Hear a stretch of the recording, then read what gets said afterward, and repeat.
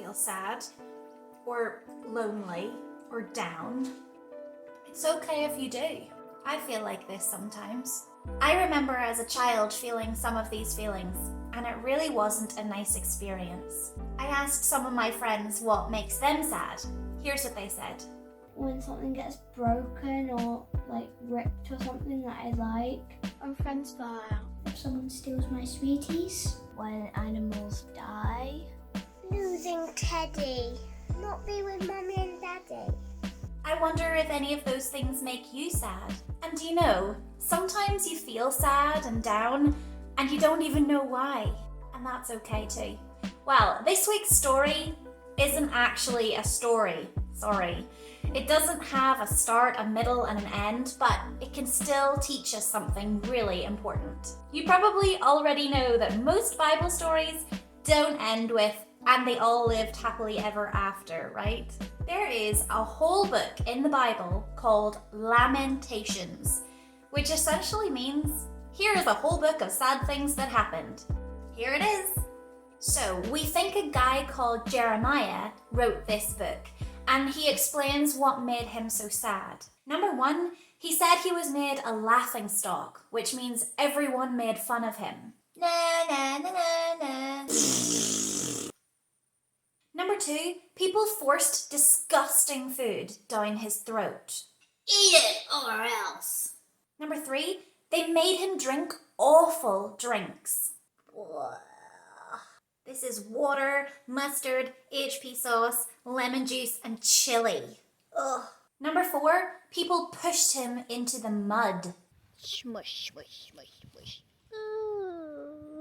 And number five, they broke his teeth with stones.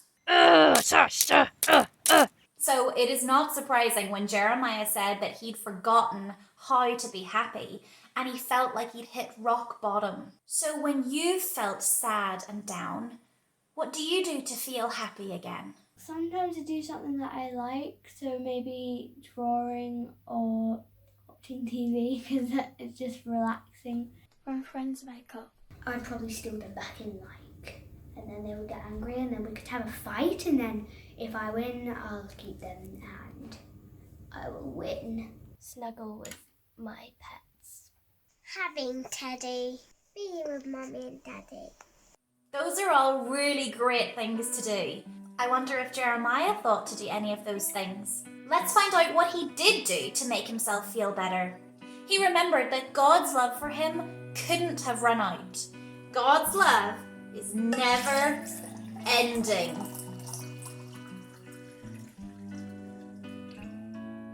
It's filled to the brim every new day with every sunrise.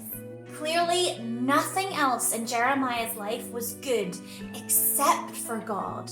God gave him hope that things would get better. Jeremiah even has some good advice for young people. He says, stick it out through the hard times when you're young. Pray to feel more hopeful and wait for God to bring you through the hard time. But maybe you're thinking, why should we wait for God and not just run away from the trouble and the hard times? Well, Jeremiah says that God will never leave us, and he can love us and help us through the trouble together, like a mother duck to her ducklings,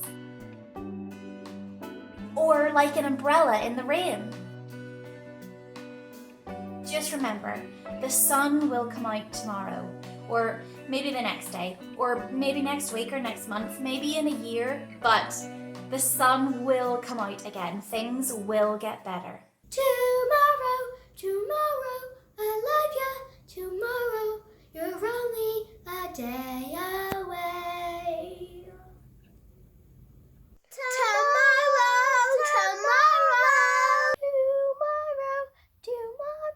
I love you. Tomorrow, you're only a day away. Da-da-dum. This week's challenge is to be really sad. Just kidding. But if you do happen to find yourself in a sad situation or feeling really down, consider taking Jeremiah's advice. Remember that he said, stick it out through the tough time, knowing that God doesn't love you any less, and asking Him for more hope as you wait for things to get better. After you've done that, maybe then you can eat ice cream or cuddle a pet or watch TV to help you feel better. Maybe you can even pray while you do those things. Try it.